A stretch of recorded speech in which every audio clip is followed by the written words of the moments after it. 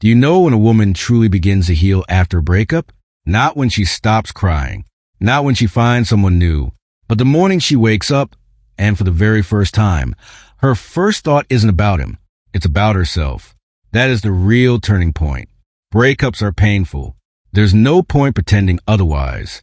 And whatever you're feeling right now, all of it is valid. It's human. It's proof that you loved with everything you had. But there's something important we need to talk about honestly today. Not about how to make your ex regret losing you. Not about psychological tactics or emotional strategies to win some invisible game, but about something far more valuable than any of that. About how you come back to yourself. After a relationship ends, the biggest pull most people feel is a need to know.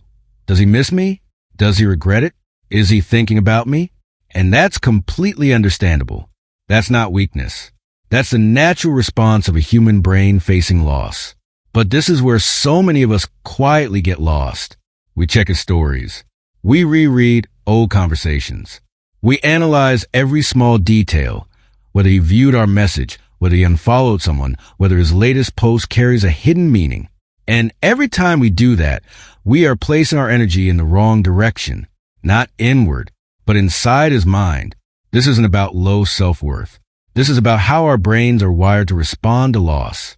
Research shows that the pain of social rejection and heartbreak activates the same regions of the brain as physical pain. So when you feel like something is literally breaking inside your chest, that's neurologically real. And a brain in loss mode automatically searches for certainty, for signs that you still matter, that you haven't lost everything. The problem is that certainty cannot come from the outside, not from your ex. Not from anyone else. It can only come from within yourself. So what actually helps? First, give yourself permission to feel. Not suppressed. Not buried under forced busyness. Not vented out across social media. Feel it. Process it. Cry if you need to. Talk to someone you trust. Emotions that are processed in a healthy way don't make you weak.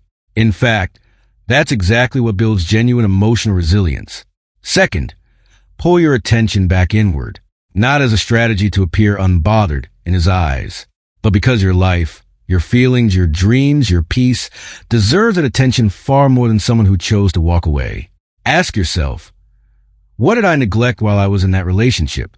What do I actually want for myself, not for anyone else to see? Start there. Third, build yourself, not to be seen, but to be felt. When you start moving, exercising, learning something new, fixing your routines, or finally chasing something you've long put off. Do it not for photos, not for stories, not for anyone's eyes. Do it because you deserve the best version of yourself.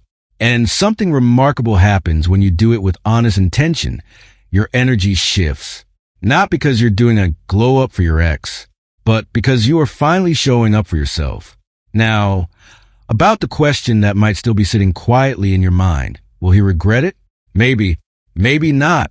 And honestly, that's not something you can or need to control. What you can control is this. Will you become someone whose life revolves around validating someone else's choices? Or someone who builds a life that is genuinely meaningful to herself? Because at the end of the road, what stays with you for the rest of your life is not your ex, not other people's opinions, but your relationship with yourself. And this is the most important thing I want you to hear today.